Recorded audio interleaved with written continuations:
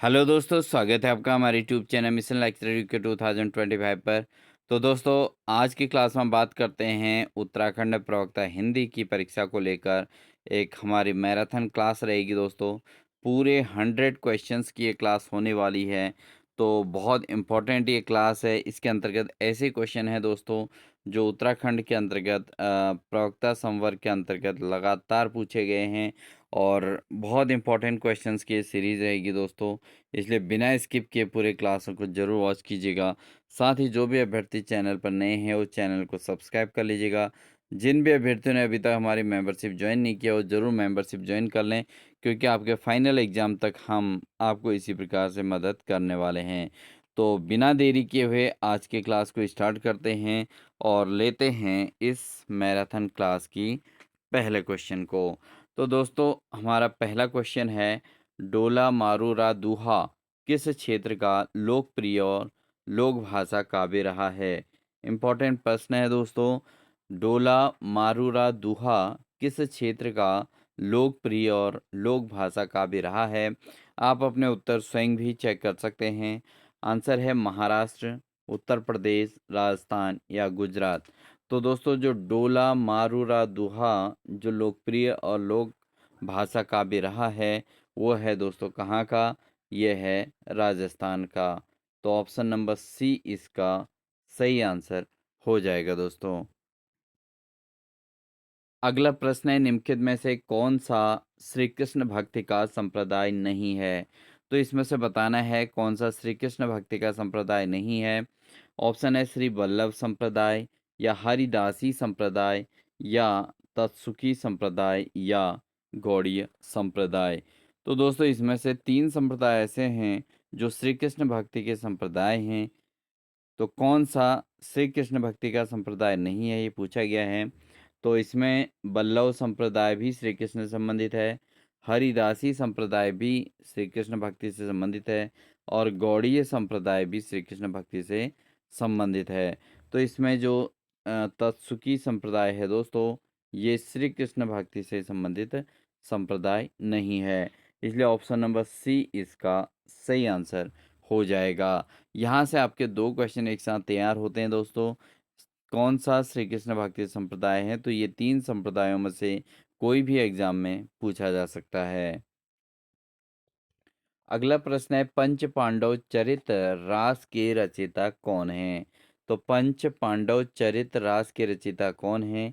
Option है शालिभद्र सूरी और आगसु या नरपति नाल या दलपति विजय। तो पंच पांडव चरित रास के रचयिता कौन है दोस्तों? तो इसका जो सही आंसर है दोस्तों, वह है शालिभद्र सूरी।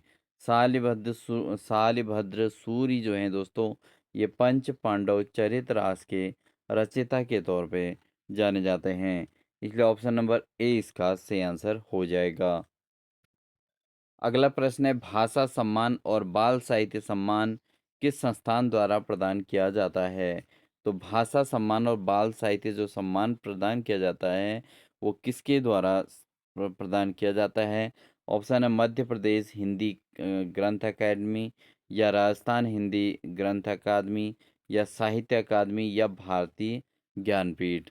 तो दोस्तों, जो भाषा सम्मान बाल साहित्य सम्मान प्रदान किया जाता है, ये किया जाता है दोस्तों साहित्य अकादमी द्वारा। किसी राज्य के द्वारा ये पर्टिकुलर प्रदान नहीं किया जाता।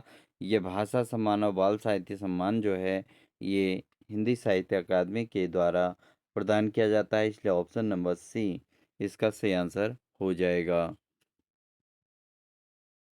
अगला प्रश्न है, निम्नलिखित में से किस भाषा को 92वें संविधान संशोधन अधिनियम 2003 के तहत संविधान की 8वीं अनुसूची में शामिल नहीं किया गया है?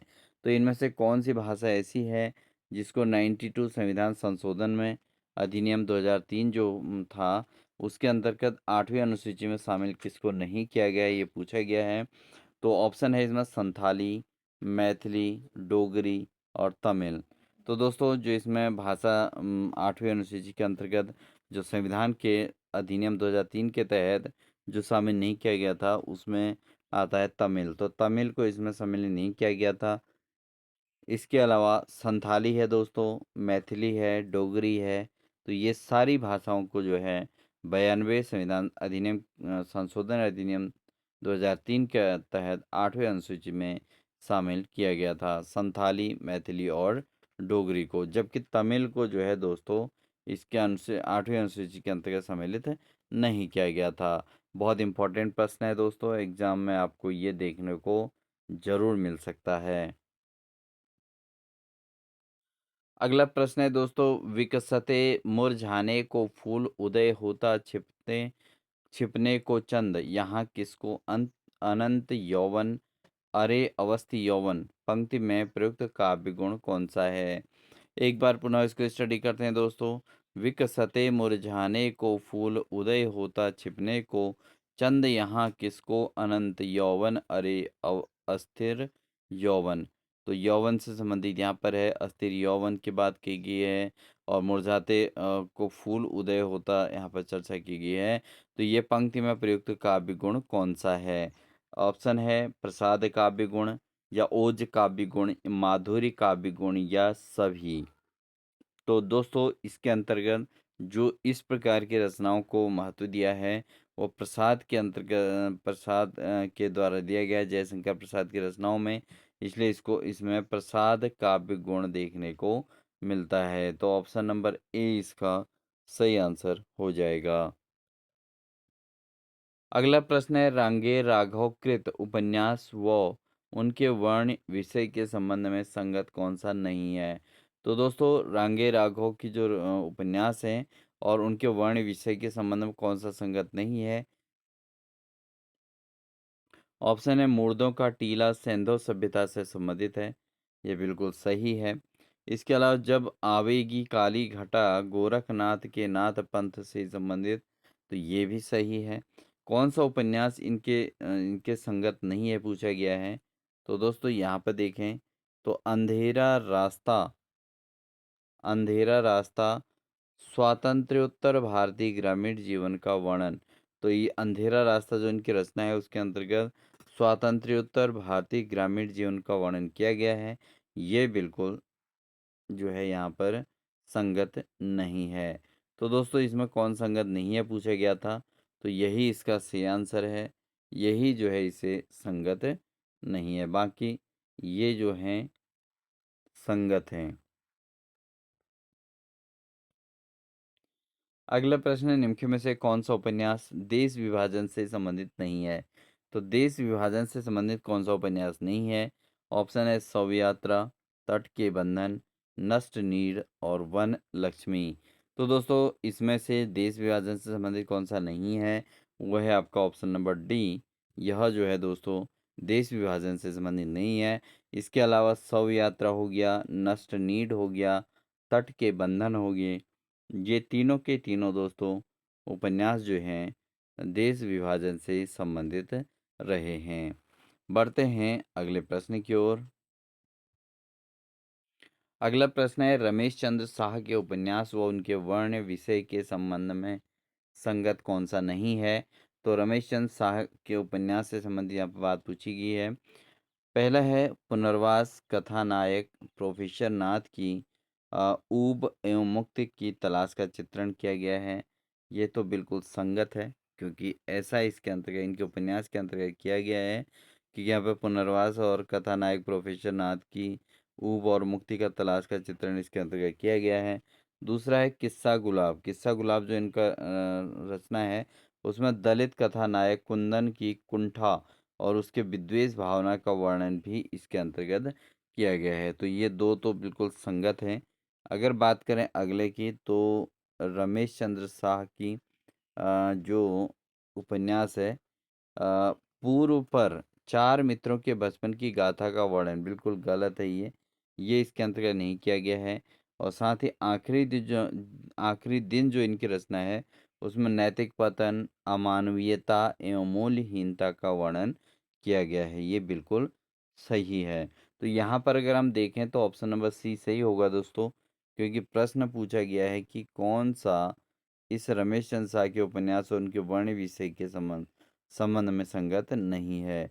तो दोस्तों वह है आपका पूर्वा पर चार मित्रों के बचपन की गाथा का वर्णन। तो यही इसमें जो है गलत है। अगला प्रश्न है दोस्तों, किस काव्य के रचनाकार वैद्यनाथ मिश्र नहीं हैं? तो कौन से काव्य के रचनाकार वैद्यनाथ मिश्र नहीं हैं, ये पूछा गया है। ऑप्शन है पुरानी जूहियों का कोरम, ठीक है, ये जो है वैद्यनाथ मिश्र की ही रचना है। अगला है सतरंगे पंखों वाली। सतरंगे पंखों वाली जो रचना है दोस्तों, ये किसके द्वारा रचित है? ये भी वैद्यनाथ मिश्र की ही रचना है, 1959 ईस्वी में। और खिचड़ी विल्व देखा हमने, खिचड़ी विप्ल देखा हमने, ये 1980 में इनकी रचना 1980 में आई थी। तो ये वैद्यनाथ मिश्र की ही रचना है। ये काव्य रचना जो है खिचड़ी विप्ल देखा हमने, ये 1980 में आई थी। अगला है दोस्तों, अन अन कहनी भी कुछ कहानी है। अन कहनी भी कुछ कहनी है दोस्तों, ये वैद्यनाथ मिश्र की नहीं है, इसलिए यही ऑप्शन इसका सही आंसर हो जाएगा। तो यहाँ पर ये तीनों जो है वैद्यनाथ मिश्र की रचनाएं हैं दोस्तों। पुरानी जूतियों का कोरम, दूसरा है सतरंगे पंखों वाली, तीसरा है खिचड़ी विप्ल देखा हमने। खिचड़ी विप्ल देखा हमने जो रचना है वो 1980 में आई थी। सतरंगे पंखों वाली 1959 में, और पुरानी जूतियों का कोरम 1983 तिरासी में। तो इस आधार पर देखा जाए तो ऑप्शन नंबर डी इसका सही आंसर हो जाएगा। अगला प्रश्न है, निम्न में से किस कवि को केन का कवि कहा जाता है? बहुत इंपॉर्टेंट प्रश्न है दोस्तों। किस कवि को केन का कवि कहा जाता है? ऑप्शन है केदारनाथ अग्रवाल, केदारनाथ सिंह, शिवमंगल सिंह सुमन, शमशेर बहादुर सिंह। तो किस कवि को केन का कवि कहा जाता है दोस्तों? ये कहा जाता है दोस्तों केदारनाथ अग्रवाल को। केदारनाथ अग्रवाल को केन का कवि के तौर पे जाना जाता है, इसको आप जरूर याद रखें। दोस्तों एग्जाम में केदारनाथ सिंह भी आ सकता है, तो ये चीज़ आप ध्यान रखें, केदारनाथ से इसको याद ना रखें, इसको अग्रवाल से याद रखें कि केदारनाथ अग्रवाल को केन का कवि के तौर पे जाना जाता है। अगला प्रश्न है, बालकृष्ण शर्मा नवीन की रचनाओं का प्रकाशन वर्ष के अनुसार सही क्रम कौन सा है? तो दोस्तों इसमें बालकृष्ण शर्मा नवीन जिनको उपाधि दी गई है, इनकी जो रचनाओं का प्रकाशन जो है का सही क्रम क्या है, ये पूछा गया है। तो अगर हम इसमें देखें दोस्तों, कुमकुम, पहले कुमकुम इनकी रचना आई थी, फिर रश्मि रेखा आई थी, फिर इनकी रचना आई थी उर्मिला, और फिर आई थी हम विश्व पाई जन्म से, हम विश्व पाई जन्म से। तो ये इनके रचनाओं का सही क्रम भी है, और बालकृष्ण शर्मा की रचित है। और ये बालकृष्ण शर्मा को नवीन की उपाधि मिली है, और इनकी रचनाओं का जो प्रकाशन हुआ है उसमें सबसे पहले कुमकुम आया है, फिर रश्मि रेखा आया है, फिर उर्मिला आया है, फिर हम विश्व पाई जन्म से। तो ये इसकी जो है रचनाओं के अंतर्गत आता है।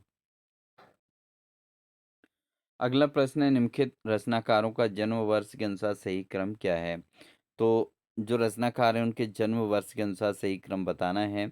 तो इसमें अगर हम बात करें दोस्तों, सबसे पहले इस लिस्ट में श्रीधर पाठक, महावीर प्रसाद द्विवेदी, लोचन प्रसाद पांडे और साथ ही राम नरेश त्रिपाठी, ये नाम दिए गए हैं। तो इन रचनाकारों के अगर जन्म वर्ष के अनुसार बात करें तो सबसे पहले श्रीधर पाठक ही रचनाकार रहे हैं। उसके बाद महावीर प्रसाद द्विवेदी का सीक्वेंस आता है, फिर लोचन प्रसाद पांडे का ही नंबर आता है, और फिर आता है राम नरेश त्रिपाठी का नंबर। तो इस आधार पर अगर रचनाकारों को जन्म वर्ष के अनुसार सही क्रम बताएं तो श्रीधर पाठक हो गए पहले नंबर पे, महावीर प्रसाद द्विवेदी, फिर लोचन प्रसाद पांडे, और फिर नंबर आएगा दोस्तों राम नरेश त्रिपाठी जी का। तो ऑप्शन नंबर ए इसका सही आंसर हो जाएगा। अगला प्रश्न है, निम्न के रचनाकार और उनके रचनाओं के संबंध में कौन सा संगत नहीं है? तो इनमें से कौन सा संगत नहीं है, ये पूछा गया है, और रचना और रचनाकार पूछे गए हैं। तो अगर हम विनय प्रेम पचासा अगर बात करें तो ये भारतेंदु हरिश्चंद्र की ही रचना है, बिल्कुल सही रचना है इसमें, भारतेंदु हरिश्चंद्र की है विनय प्रेम पचास। अगला है श्याम लता। श्यामलता किसकी रचना है दोस्तों? ये ठाकुर जगमोहन सिंह की है, ये भी बिल्कुल सही है। अगला है नव भक्तमाल। नव भक्तमाल के रचनाकार कौन है? ये राधा चरण गोस्वामी हैं। बट यहाँ पर जो है पंचरत्न के जो रचनाकार हैं, दुर्गादत्त व्यास यहाँ पे दिया गया है दोस्तों। पंचरत्न जो रचना है दोस्तों किसकी है? ये है डॉक्टर रामविलास शर्मा की है। दुर्गादत्त व्यास की ये नहीं है, इसलिए गलत है। ये जो है रामविलास शर्मा की रचना है और ये छायावादी युग के रचनाकार रहे हिंदी साहित्य के अंतर्गत रामविलास शर्मा। डॉक्टर रामविलास शर्मा की रचना है पंचरत्न। और अगर हम बात करें पंचतंत्र, तो पंचतंत्र अलग है दोस्तों, पंचरत्न अलग है। पंचतंत्र के लेखक विष्णु शर्मा हैं। ये आपने बहुत बार एग्जाम में देखा होगा, विष्णु शर्मा पंचतंत्र के लेखक। लेकिन पंचरत्न जो पूछा जाएगा, ये हिंदी के अंतर्गत ज़्यादा इम्पोर्टेंट है। तो इसके रचनाकार डॉक्टर रामविलास शर्मा हैं।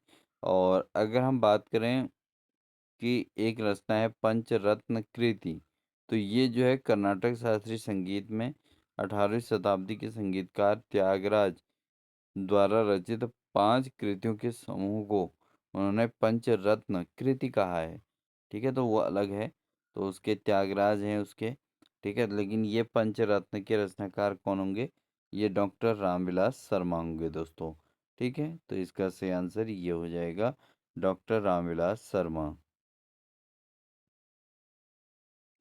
अगला है महाराणा का महत्व किसकी रचना है? तो महाराणा का महत्व किसकी रचना है? ऑप्शन है जयशंकर प्रसाद, बालकृष्ण शर्मा नवीन, केदारनाथ मिश्र या माखनलाल चतुर्वेदी। तो महाराणा प्रसाद का महत्व जो रचना है दोस्तों, किसके द्वारा रचित है? यह है दोस्तों जयशंकर प्रसाद की रचना है। तो ऑप्शन नंबर ए इसका सही आंसर हो जाएगा।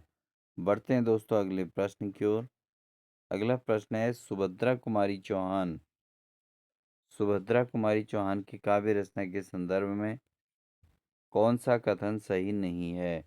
तो सुभद्रा कुमारी चौहान की जो काव्य रचना है, उसके संबंध में कौन सा कथन सही नहीं है, ऐसा पूछा गया है।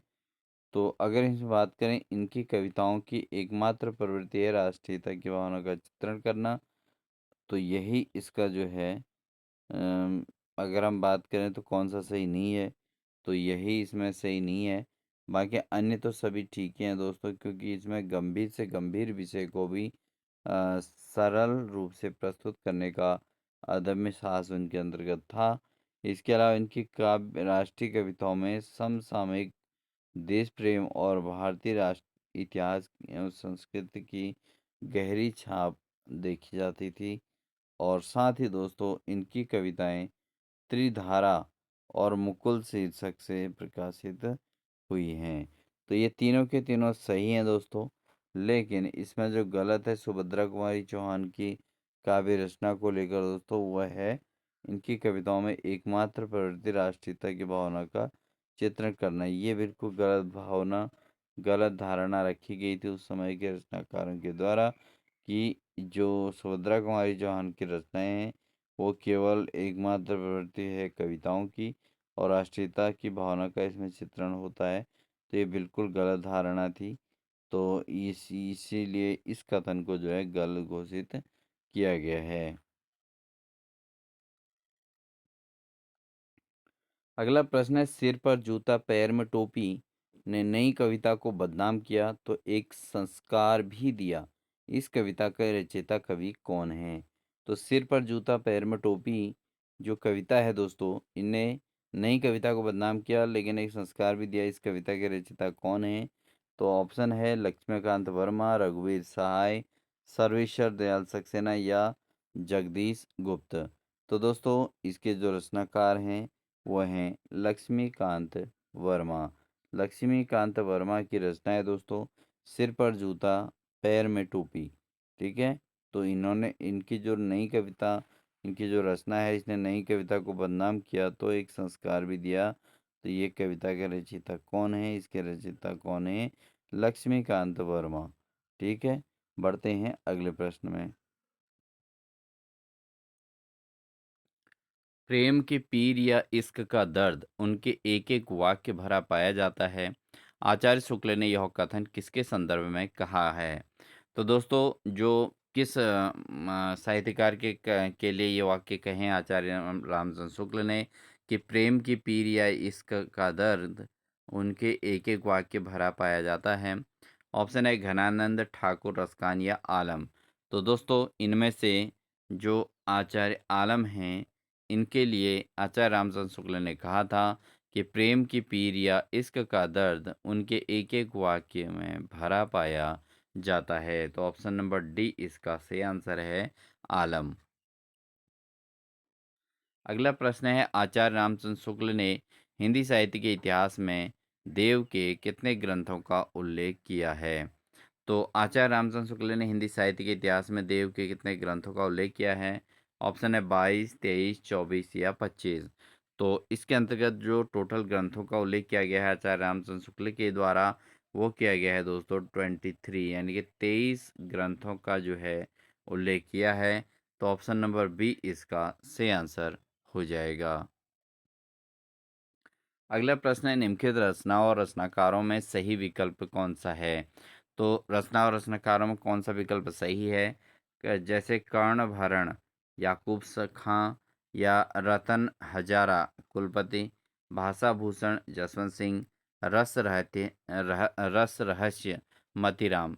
तो कौन से रचना और रचनाकारों में सही विकल्प कौन सा है इसमें? तो अगर हम इसमें सही विकल्प की बात करें दोस्तों, कि भाषा भूषण जो रचना है दोस्तों, वो जसवंत सिंह की है और यही इसका सही आंसर हो जाएगा।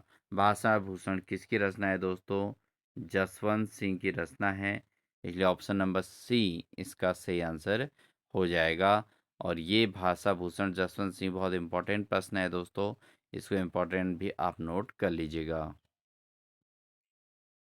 अगला प्रश्न है, भ्रमर गीत नाम से सूरदास के काव्य को किसने संपादित किया था? भ्रमर गीत नाम से जो सूरदास का काव्य है, उसको किसने संपादित किया था?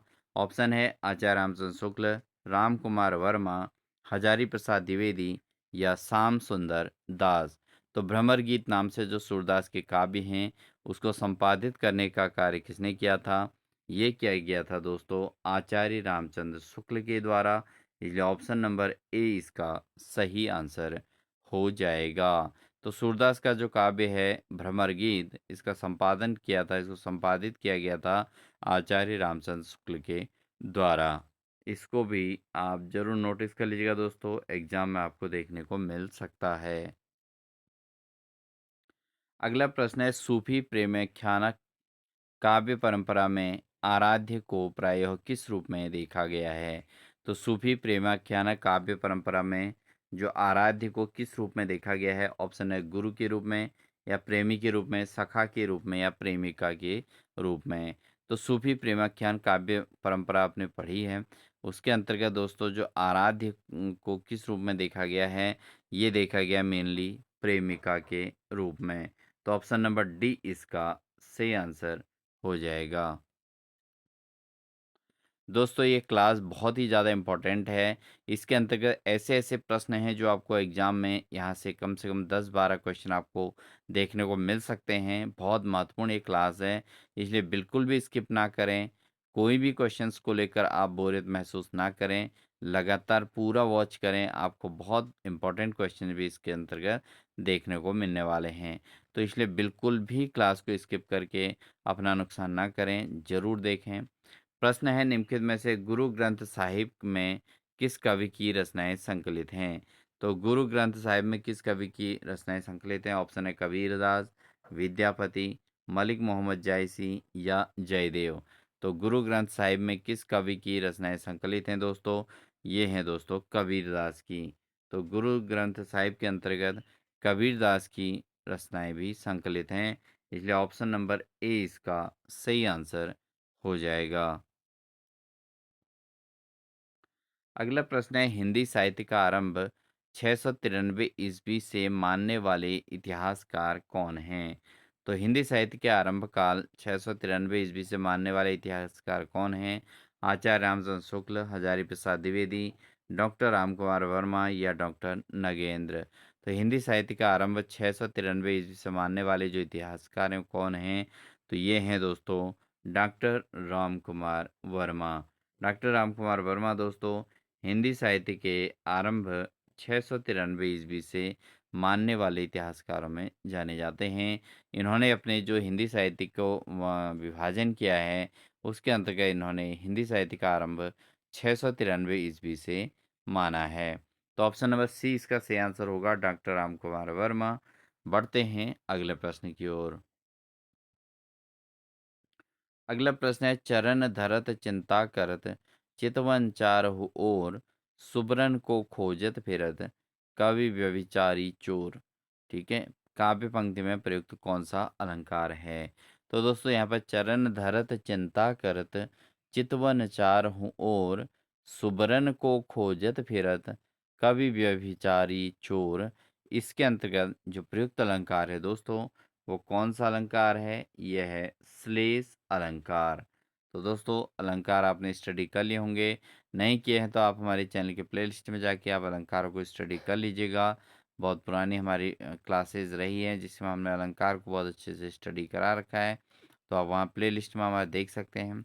तो इसमें जो है दोस्तों श्लेष अलंकार देखने को मिलता है। बढ़ते हैं अगले प्रश्न की ओर।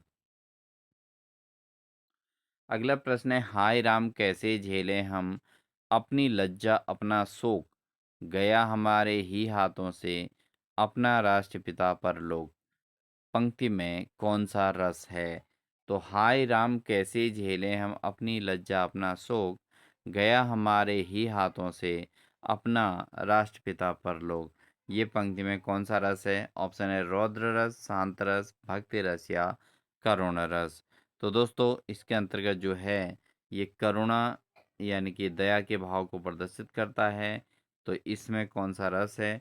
इसमें करुण रस की अभिव्यक्ति देखने को मिलती है, क्योंकि दोस्तों यहाँ पर राष्ट्रपिता पर लोग जाने की बात कही गई है। हाय राम कैसे झेलें हम अपनी लज्जा अपना शोक गया हमारे ही हाथों से अपना राष्ट्रपिता परलोक, इसमें कौन सा रस है? करुण रस इसमें देखने को मिलता है। अगला प्रश्न है, कैसे ऐसे जीव ग्रहण या ज्ञान ही करही अष्टमार्ग द्वादश निदान कैसे चित धरि हैं, काव्य पंक्ति में प्रयुक्त काव्य दोष कौन सा है? तो कैसे ऐसे जीव ग्रहण या ज्ञान ही करहि अष्टमार्ग द्वादश निदान कैसे चित धरि हैं, काव्य पंक्ति में कौन सा दोष है? ऑप्शन है असली तत्व दोष या अप्रतितत्व दोष या क्लिष्टत्व दोष या अप्रयुक्त दोष। तो दोस्तों इसमें जो दोष है वो है अप्रीतत्व दोष, अप्रतितत्व दोष इसके अंतर्गत देखने को मिलता है, इसलिए ऑप्शन नंबर बी इसका सही आंसर हो जाएगा। अगला प्रश्न है, अक्षर अक्षर यज्ञ किसके पत्रों का संग्रह है? अक्षर अक्षर यज्ञ किसके पन्नों का संग्रह है? तो दोस्तों धर्मवीर भारती, फणीश्वर नाथ रेणु, देवी शंकर अवस्थी या गोविंद मिश्र। अक्षर अक्षर यज्ञ किसके पत्रों का संग्रह है दोस्तों? ये है दोस्तों धर्मवीर भारती का अक्षर अक्षर यज्ञ। ठीक है, अक्षर अक्षर यज्ञ जो है ये जो है धर्मवीर भारती के पत्रों का संग्रह है, इसलिए ऑप्शन नंबर ए इसका सही आंसर हो जाएगा।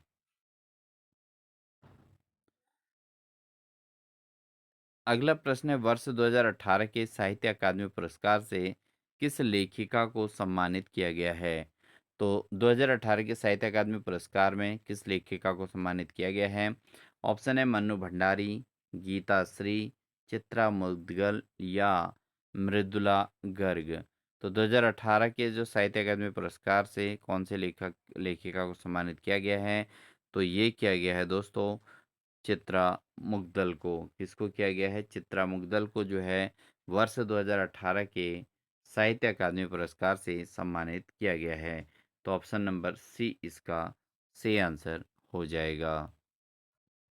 बढ़ेंगे अगले प्रश्न में। अगला प्रश्न है, कुंतक ने एक अलंकारों का विधान वक्रोक्ति के किस भेद के अंतर्गत किया है?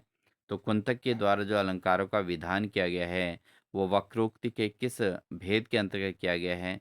ऑप्शन है पद परार्ध वक्रता, प्रकरण वक्रता, वाक्य वक्रता या पद पद पूर्वार्ध वक्रता। तो कुंतक ने अलंकारों का जो विधान वक्रोक्ति का जो भेद किया है, तो किस भेद के अंतर्गत किया है दोस्तों? ये किया गया है वाक्य वक्रता के अंतर्गत। तो वाक्य वाक्यता इसका सही आंसर है। ऑप्शन नंबर सी इसका सही आंसर रहेगा। बढ़ते हैं अगले प्रश्न की ओर। प्रश्न है, महादेवी वर्मा की रचना पथ के साथी किस विधा के अंतर्गत आती है? तो महादेवी वर्मा की जो रचना है दोस्तों, पथ के साथी, ये किस विधा के अंतर्गत आती है? ऑप्शन है साक्षात्कार, निबंध, संस्मरण या उपन्यास। तो महादेवी वर्मा की जो रचना है दोस्तों, इम्पोर्टेंट है। पथ के साथी इनकी रचना है महादेवी वर्मा की। इसको आप इम्पोर्टेंट क्वेश्चंस की लिस्ट में रखिएगा और इसको जो है आप नोट कर लीजिएगा। जो पथ के साथी जो रचना है, ये महादेवी वर्मा की रचना है। और इस किस विधा के अंतर्गत आती है दोस्तों? जो पथ के साथी नामक जो रचना है दोस्तों इनकी, वो एक संस्मरण के तौर पे जानी जाती है। तो ये एक संस्मरण है दोस्तों, पथ के साथी। और ये संस्मरण जो है महादेवी वर्मा की द्वारा रचित है। ऑप्शन नंबर सी इसका सही आंसर हो जाएगा। अगला प्रश्न है, निम्नलिखित में से किस रचना और उसकी विधा का नाम सही नहीं है? तो कौन सी रचना है और उसकी विधा के साथ सही कनेक्टिंग नहीं है दोस्तों? तो अगर हम बात कर रहे हैं ऋण जल धन जल, ऋण जल धन जल, ये एक रिपोर्टाज है, बिल्कुल सही है। अगला है आवारा मसीहा। तो दोस्तों ये एक जीवनी है। ऋण जल धन जल एक रिपोर्टाज है। और क्या भूलूं क्या याद करूं, दोस्तों ये है आत्मकथा। ठीक है, ये आत्मकथा के तौर पे जानी जाती है, क्या भूलूं क्या याद करूं। आवारा मसीहा एक जीवनी है और ऋण जल धन जल एक रिपोर्टाज है। तो इसमें से कौन सी विधा का सही नहीं है? तो ये जूठन, जूठन दोस्तों एक संस्मरण नहीं है। ये क्या है, इसको आप कमेंट सेक्शन में ज़रूर दीजिएगा। इसका आंसर आप ज़रूर दे सकते हैं क्योंकि ये बहुत आसान भी है और आपको आता भी होगा। तो कमेंट सेक्शन में आप ज़रूर दीजिएगा दोस्तों इसका आंसर कि ये क्या है, संस्मरण के अतिरिक्त क्या है, रिपोर्टाज है, जीवनी है, आत्मकथा है। कमेंट सेक्शन में ज़रूर दीजिएगा। बढ़ते हैं दोस्तों अगले प्रश्न में। अगला प्रश्न है, भगत सिंह और राजगुरु आदि से संबंधित संस्मरण कौन सा संकलित है? तो भगत सिंह और राजगुरु आदि से संबंधित संस्मरण किसमें संकलित है? तो ऑप्शन है दोस्तों जिंदगी मुस्काए मुस्कुराई, और इसके अलावा है दोस्तों मेरा हमदम मेरा दोस्त, गेहूं और गुलाब, और यश की धरोहर। तो दोस्तों जो भगत सिंह और राजगुरु आदि से संबंधित जो संस्मरण है दोस्तों, वह है यश की धरोहर। यश की धरोहर है दोस्तों इसका जो है सही आंसर। इसको आप नोट कर लीजिएगा। भगत सिंह और राजगुरु आदि से संबंधित जो संस्मरण संकलित है, वह है यश की धरोहर। इसका सही आंसर हो जाएगा दोस्तों। अगला प्रश्न भाषा से संबंधित पूछा गया है। निम्नलिखित में से किस विकल्प के सभी शब्द अरबी भाषा में नहीं हैं? तो कौन सा विकल्प ऐसा है जिसके सभी शब्द अरबी के नहीं हैं? जैसे यहाँ पर आपको काफ़ी तैयार हो जाएगा दोस्तों। तो इसमें क्या देखने को मिलता है? अगला प्रश्न है, निम्नलिखित में से किस विकल्प के सभी शब्द अरबी भाषा के नहीं है? तो अगर इसमें देखें तो दोस्तों अरबी भाषा के शब्दों का यहाँ पर कॉम्बिनेशन देखने को मिलता है। जैसे हौसला है, हवालात है, मौसम है, शराब है। मैक्सिमम शब्द दोस्तों ये अरबी भाषा से लिए गए हैं। तो ये चार के चार बिल्कुल अरबी भाषा के शब्द हैं। हौसला, हवालात, मौसम और शराब, ये चार के चार अरबी भाषा के हैं।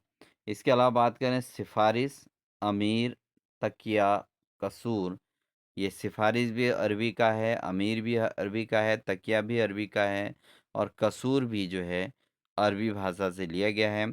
इसके अलावा अगर बात करें कुर्सी, कुर्सी भी अरबी भाषा का है दोस्तों। नकल भी अरबी भाषा का है, वकील भी अरबी भाषा का है, और मुहावरा भी दोस्तों अरबी भाषा से लिया गया है। लेकिन इसमें अगर बात करें हम तीर, तमाशा, हिंदी और हफ्ता, ये चार के चार इनमें जो है सभी अरबी भाषा से नहीं हैं। तो इसलिए ऑप्शन नंबर सी इसका सही आंसर हो जाएगा दोस्तों। ठीक है, तो सी ऑप्शन इसका सही आंसर होगा। अगला प्रश्न है, मुद्रा राक्षस नाटक का नायक कौन है? तो मुद्रा राक्षस नामक जो नाटक है, इसके नायक कौन है? ऑप्शन है सिद्धार्थक, या सम सिद्धार्थक, या चाणक्य, या चंद्रगुप्त। तो मुद्रा राक्षस नाटक का जो नायक है वो कौन है दोस्तों? वह है चाणक्य। ठीक है, मुद्रा राक्षस नाटक के नायक कौन है? वह है चाणक्य। तो ऑप्शन नंबर सी इसका सही आंसर हो जाएगा। अगला प्रश्न है, अपनी जमी अपना आसमां की लेखिका कौन है? तो अपनी जमी अपनी आसमां अपनी जमी अपना आसमां के लेखिका कौन है? ऑप्शन है कौशल्या वसंती, या सुशीला टागभोरे, या तिलक रजनी तिलक, या रेखा कस्तवार। तो दोस्तों, अपनी जमी अपना आसमां के लेखक कौन है? ये है दोस्तों रजनी तिलक। ठीक है, रजनी तिलक हैं। और ये क्वेश्चन भी बहुत ज़्यादा इम्पोर्टेंट है, इसको नोट ज़रूर कर लीजिएगा। अगला प्रश्न है, ज्ञानचंद्र जैन कृत कथा शेष शीर्षक जीवनी किससे संबंधित है? तो दोस्तों, ज्ञानचंद्र जैन द्वारा जो कथा शेष शीर्षक ये जीवनी किससे संबंधित है? ऑप्शन है जैनेन्द्र कुमार, अमृतलाल नागर, यशपाल, या उषा प्रियमदा। तो दोस्तों, ज्ञानचंद जैन के द्वारा जो रचित है कथा शेष नामक जो शीर्षक है, जो जीवनी है, वो जो है किससे संबंधित है दोस्तों? ये जो संबंधित है, यह है अमृतलाल नागर से संबंधित। तो ऑप्शन नंबर बी इसका सही आंसर हो जाएगा। अगला प्रश्न है, स्वाधीनता प्राप्ति से पूर्व पंजाब में पैदा हुए सांप्रदायिक तनाव और उससे जुड़ी क्रूरताओं का अंकन किस उपन्यास में किया गया है? तो जो स्वाधीनता प्राप्ति स्वतंत्रता से पूर्व जब पंजाब में जो सांप्रदायिक तनाव हुआ था दोस्तों, उससे जुड़ी जो क्रूरताएं वहां पर देखने को मिली थी, उसका अंकन किस उपन्यास के अंतर्गत किया गया है? ऑप्शन है तमस, कड़िया, झरोखे, या बसंती। तो दोस्तों, ये जो है सांप्रदायिक तनाव से जुड़ी जो क्रूरताओं का अंकन किया गया है, वो उपन्यास है तमस। कौन सा उपन्यास है? तमस नामक जो उपन्यास है दोस्तों, इसके अंतर्गत पंजाब में पैदा हुए सांप्रदायिक तनाव और उससे जुड़ी क्रूरताओं का अंकन किया गया है। तो ऑप्शन नंबर ए इसका सही आंसर हो जाएगा। बढ़ते हैं दोस्तों अगले प्रश्न में, पद्यात्मक भावभूमि पर श्यामा स्वप्न नामक उपन्यास की सर्जना किस लेखक ने की है? तो पद्यात्मक भावभूमि पर जो श्यामा स्वप्न नामक उपन्यास की सर्जना की है, वो किस लेखक ने की है? ऑप्शन है लाला श्रीनिवास दास, या राजा लक्ष्मण सिंह, या भारतेंदु हरिश्चंद्र, या ठाकुर जगमोहन सिंह। तो ये जो किया गया है दोस्तों, ये किया गया है ठाकुर जगमोहन सिंह के द्वारा। जो पद्यात्मक भावभूमि पर श्यामा स्वप्न नामक उपन्यास की सर्जना की है, वो की गई है ठाकुर जगमोहन सिंह के द्वारा। बढ़ते हैं अगले प्रश्न की ओर। अगला प्रश्न है, किले में औरत कविता के लेखक कौन हैं? तो किले में औरत नामक जो कविता है, इसके लेखक कौन हैं? ऑप्शन है सर्वेश्वर दयाल सक्सेना, या अरुण कमल, या पवन करण, या रघुवीर सहाय। तो किले में औरत जो कविता है, इसके लेखक कौन हैं? वो हैं दोस्तों रघुवीर सहाय। रघुवीर सहाय इसके लेखक हैं दोस्तों। किले में औरत, किले में औरत नामक कविता इन्होंने लिखी है रघुवीर सहाय ने। तो ऑप्शन नंबर डी इसका सही आंसर हो जाएगा। अगला प्रश्न है, समकालीन कविता आंदोलन व उनके प्रवर्तक के रूप में संगत युग्म नहीं है। तो कौन सा युग्म इसमें संगत नहीं है पूछा गया है? जो समकालीन कविता और उसके प्रवर्तकों के रूप में संगत युग्म नहीं है, जैसे ताजी कविता, ये लक्ष्मीकांत वर्मा की है, बिल्कुल सही है। इसके अलावा विचार कविता, ये महीप सिंह से संबंधित है, बिल्कुल सही है। इसके अलावा अगर हम बात करें दोस्तों, तो नव प्रगतिशील कविता, नव प्रगतिशील कविता जो है दोस्तों, ये जगदीश चतुर्वेदी से संबंधित नहीं है। यही इसका रॉन्ग आंसर होगा। इसके अलावा सनातन सूर्योदयी कविता, ये वीरेंद्र कुमार जैन से संबंधित है। तो सनातन सूर्योदयी कविता जो है वीरेंद्र कुमार जैन से संबंधित है। तो ऑप्शन नंबर सी इसका सही होगा, क्योंकि इसमें कौन से संबंधित नहीं है पूछा गया था। इसके साथ ही आपके इन 3 क्वेश्चंस को आपने तैयार कर लेना है दोस्तों। तीनों क्वेश्चन से हैं। पहला आपका था इसमें ताजी कविता लक्ष्मीकांत वर्मा की, उसके अलावा विचार कविता जो है महीप सिंह की हो गई, और सनातन सूर्योदय कविता जो है वीरेंद्र कुमार जैन की हो जाती है दोस्तों, ठीक है। बाकी नव प्रगतिशील कविता जो है ये जगदीश चतुर्वेदी की नहीं है, इसको आप याद ना रखें। अगला प्रश्न है, घोर अहंग निष्ठ व्यक्तिवाद किस काव्य धारा की प्रवृत्ति है? तो घोर अहंनिष्ठ व्यक्तिवाद किस काव्यधारा की प्रवृत्ति है? ऑप्शन है छायावादी काव्यधारा, प्रगतिवादी काव्यधारा या भारतीय हिंदू युगीन काव्यधारा या प्रयोगवादी काव्यधारा। तो घोर अहंनिष्ठ व्यक्तिवाद किस काव्यधारा के प्रवृत्ति के अंतर्गत आता है दोस्तों? ये है दोस्तों प्रयोगवादी काव्यधारा के अंतर्गत आता है। तो ऑप्शन नंबर डी इसका सही आंसर हो जाएगा। अगला प्रश्न है, निम्नलिखित में सबरस की रचनाकार कौन है? तो सबरस के रचनाकार कौन है? ऑप्शन है ईसा अल्लाह खां या कुतुबुन शाह या मलिक मोहम्मद जायसी या मुल्ला वजही, ठीक है।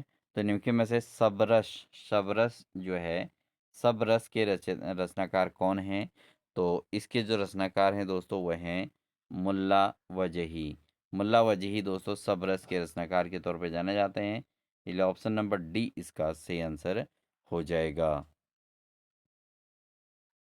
अगला प्रश्न है, डॉक्टर रामकुमार वर्मा ने अपने इतिहास ग्रंथ में हिंदी का पहला कवि किसे माना है? तो डॉक्टर रामकुमार वर्मा ने अपने इतिहास ग्रंथ में हिंदी का पहला कवि किसे माना है? ऑप्शन है विद्यापति, अमीर खुसरो, स्वयंभू या सरहपा।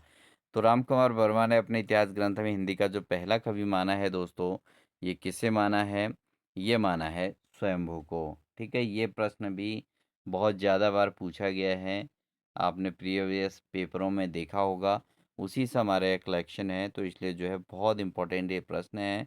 डॉक्टर रामकुमार वर्मा ने जो है स्वयंभू को इतिहास ग्रंथ में हिंदी का पहला कवि के तौर पर माना था, ठीक है। तो ऑप्शन नंबर सी इसका सही आंसर हो जाएगा।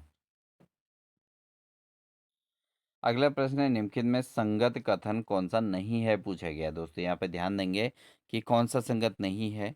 जैसे पहला है, जन्मनाथ ने अपने आदर्शों के प्रचारार्थ ब्रह्म संप्रदाय की स्थापना की थी।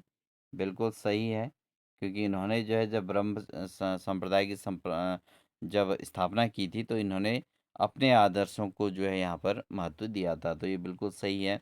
जम्भनाथ ने ये काम किया था।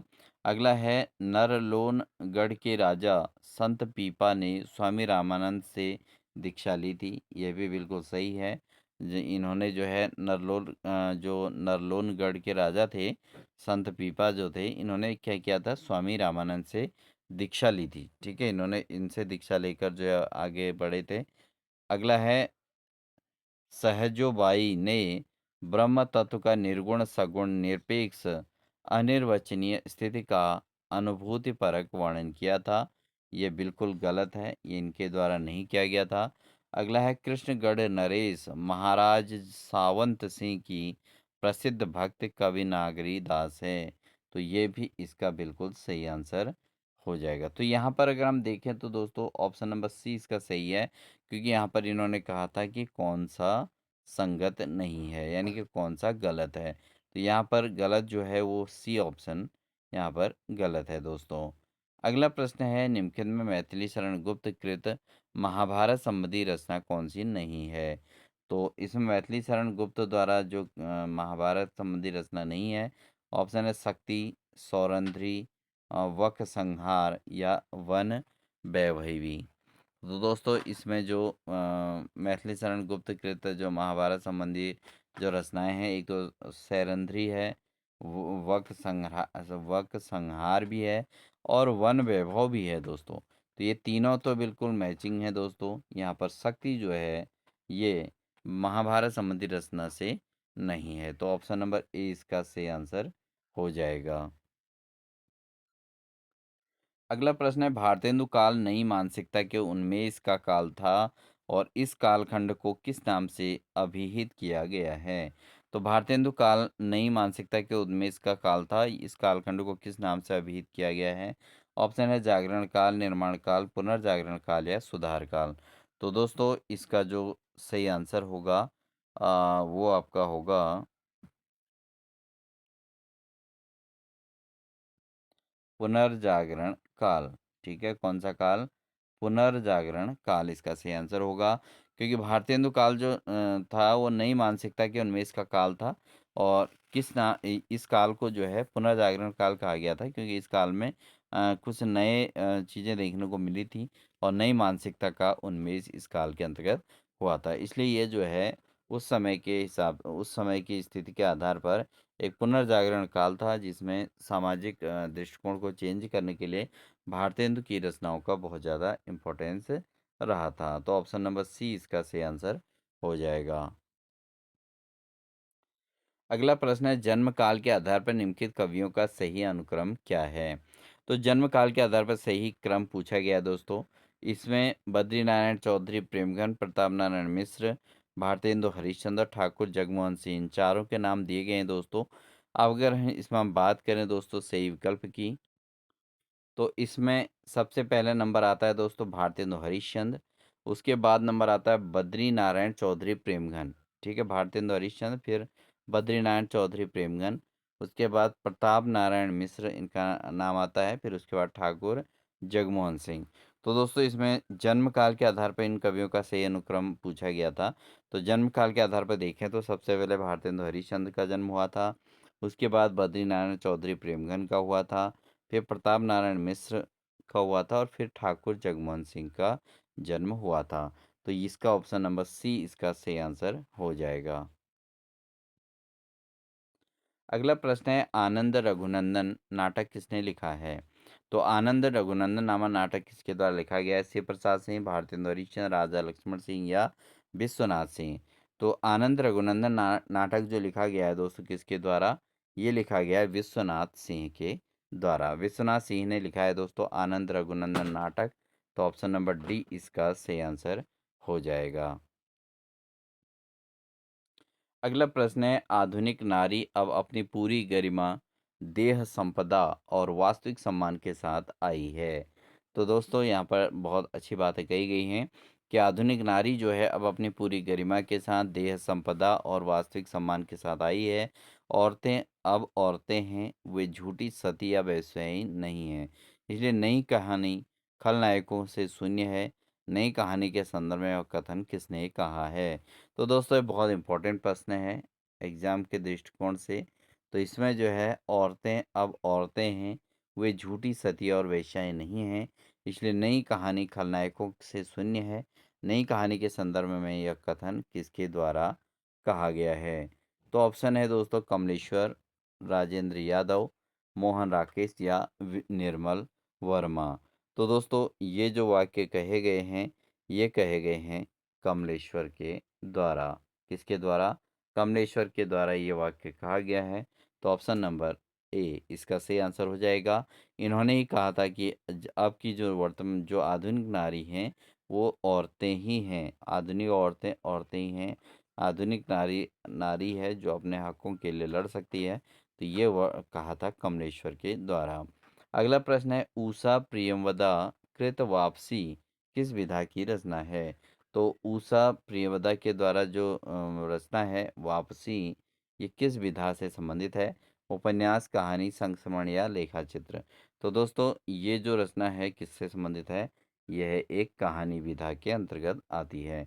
तो ऑप्शन नंबर बी इसका सही आंसर हो जाएगा। ये एक कहानी है, कहानी विधा के तौर पे ये जानी जाती है, ऊषा प्रियवदा के द्वारा रचित है। ठीक है, बढ़ते हैं अगले प्रश्न में। अगला प्रश्न है, निम्नलिखित कहानी और उनका वर्ण विषय के संबंध में कौन सा संगत नहीं है? तो यहाँ पर कौन सी कहानी और उनका वर्ण विषय संबंधित नहीं है?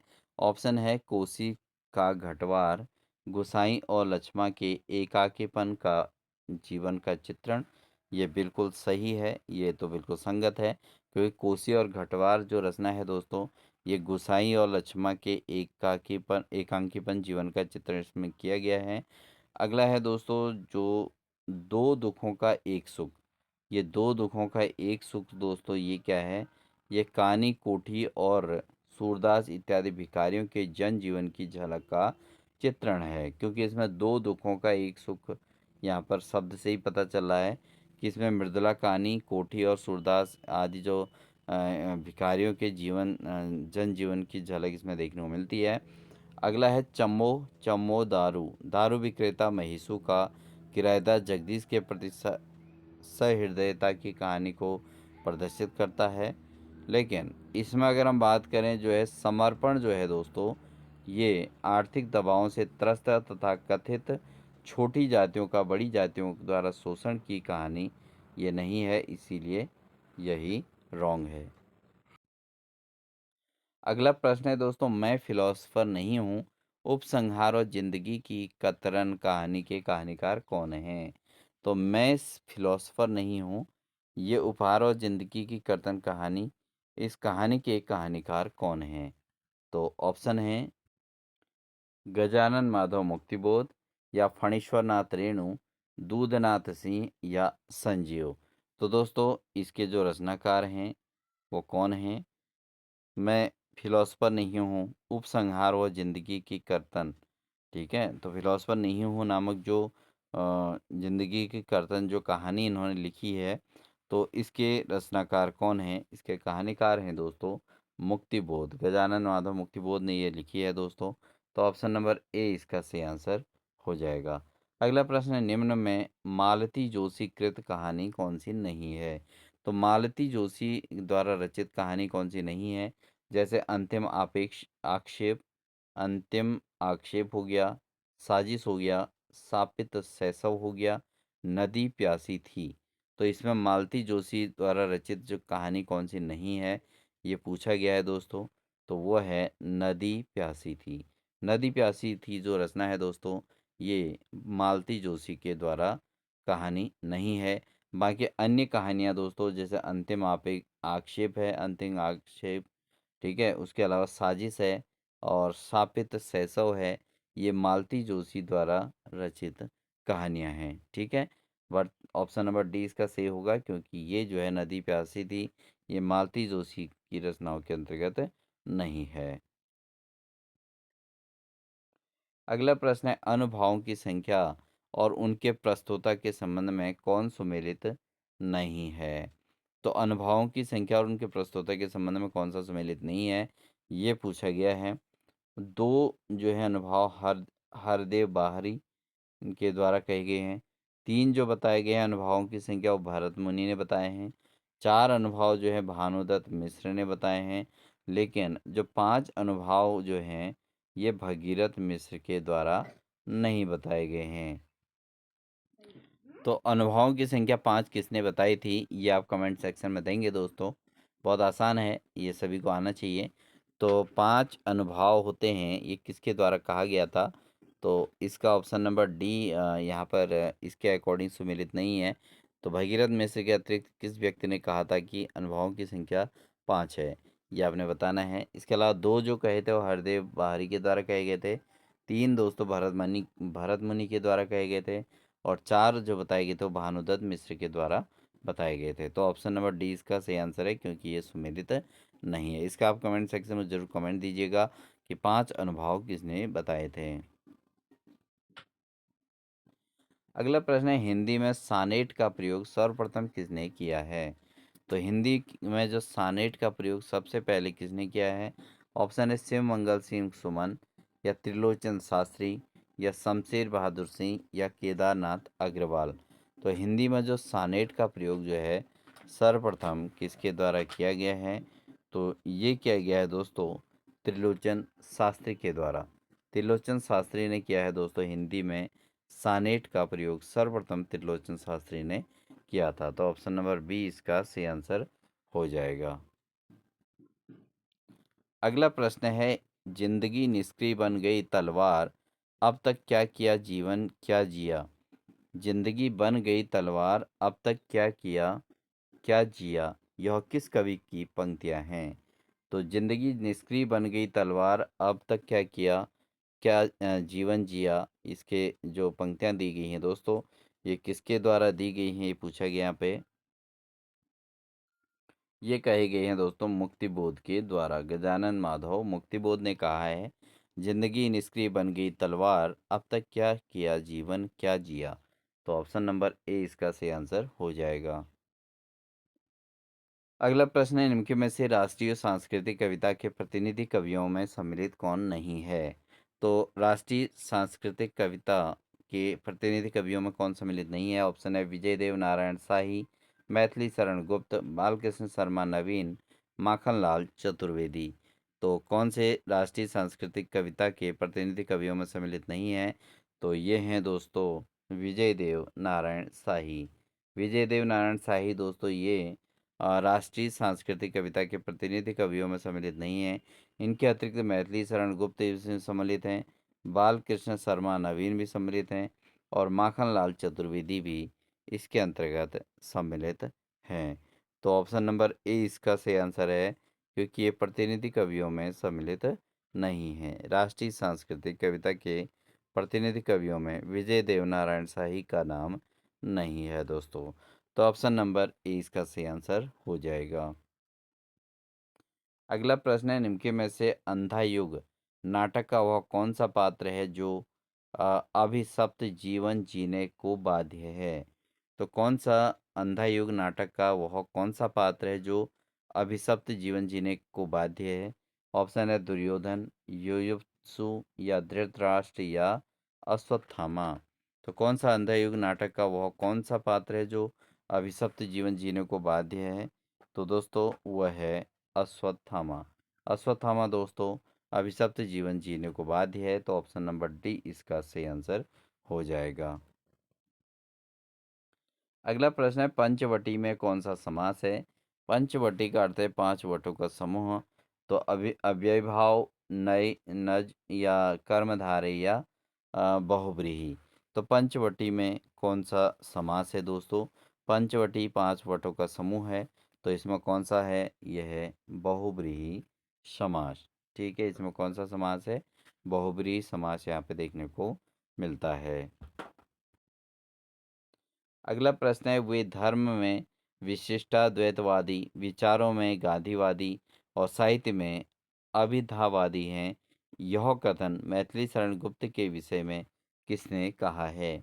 तो मैथिली शरण गुप्त के विषय में जो कथन है, वे धर्म में विशिष्टाद्वैतवादी रहे, विचारों में गांधीवादी और साहित्य में अभिधावादी रहे हैं।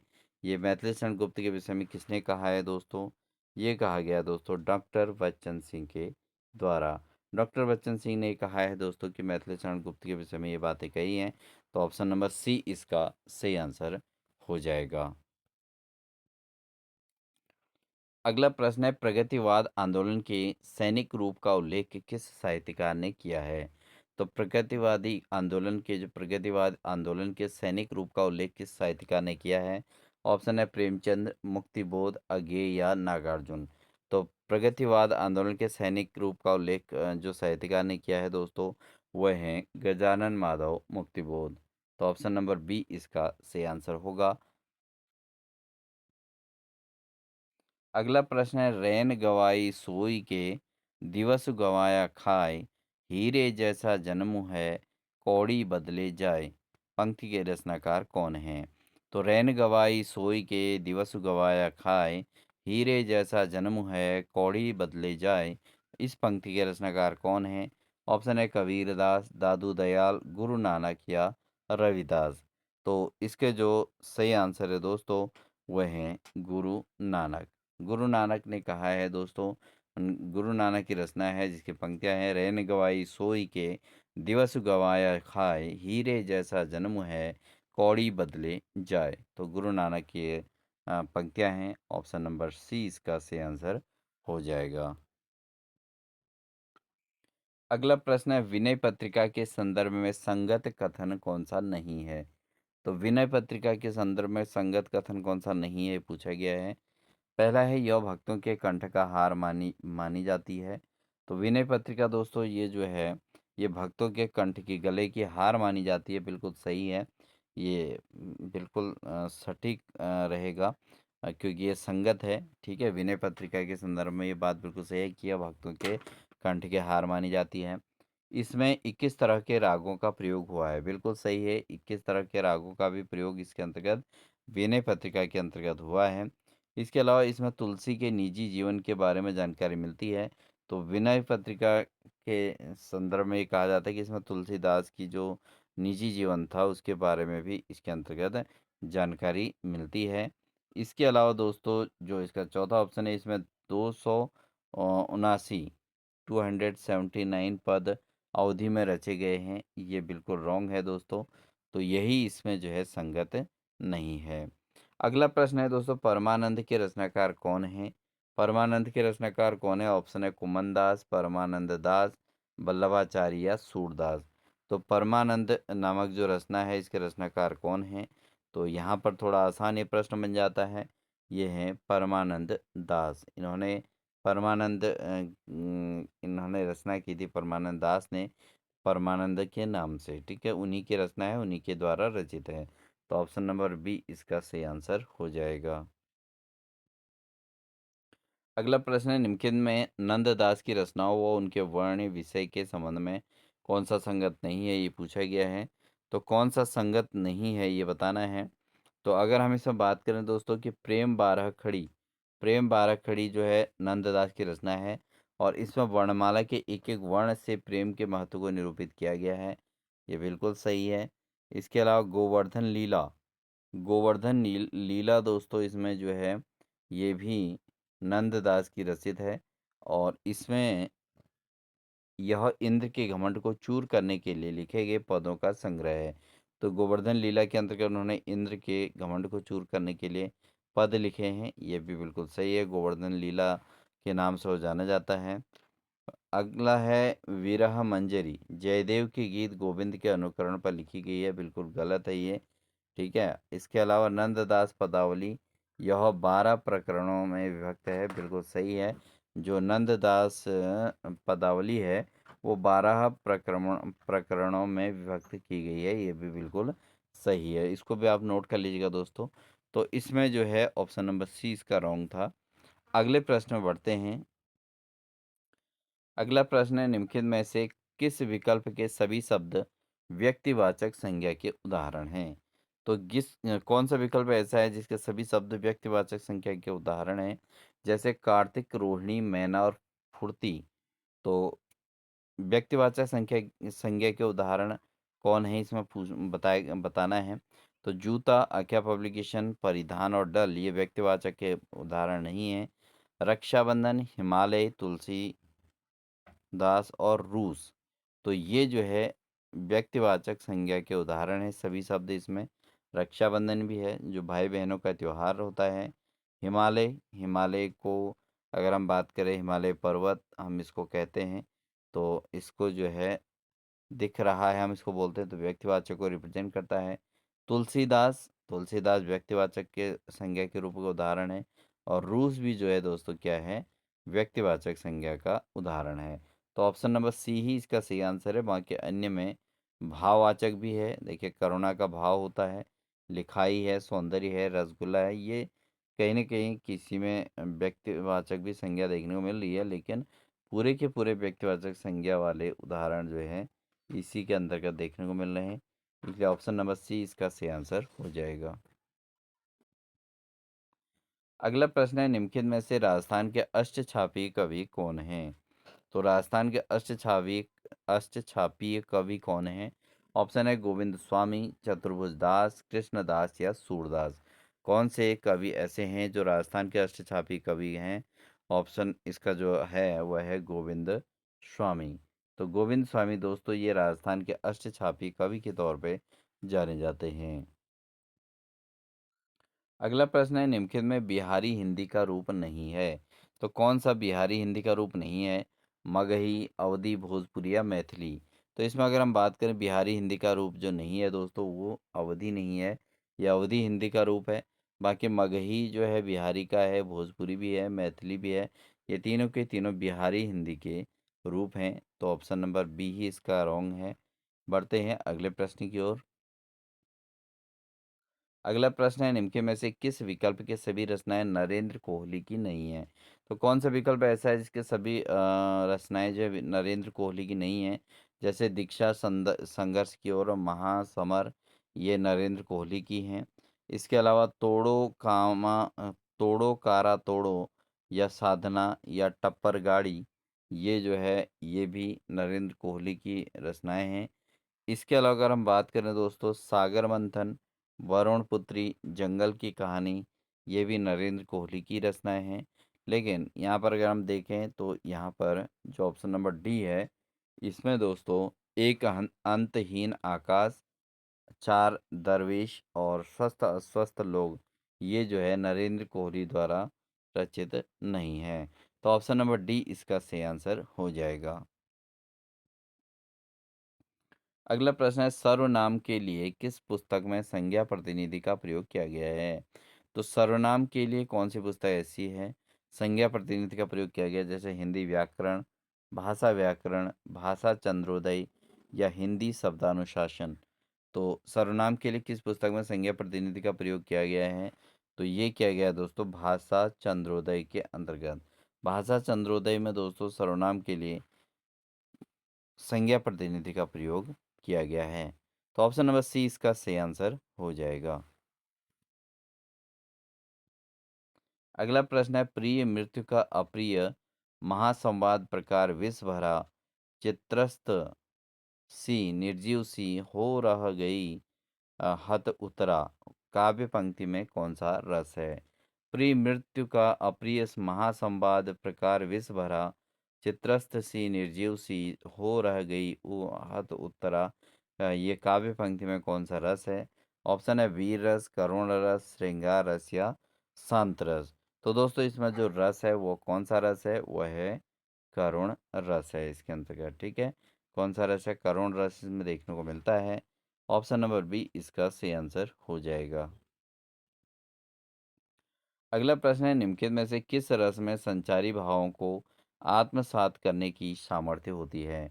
तो कौन सा रस ऐसा है जिसमें संचारी भावों को आत्मसात करने की सामर्थ्य होती है? ऑप्शन है शांत रस, श्रृंगार रस, वात्सल्य रस या सभी।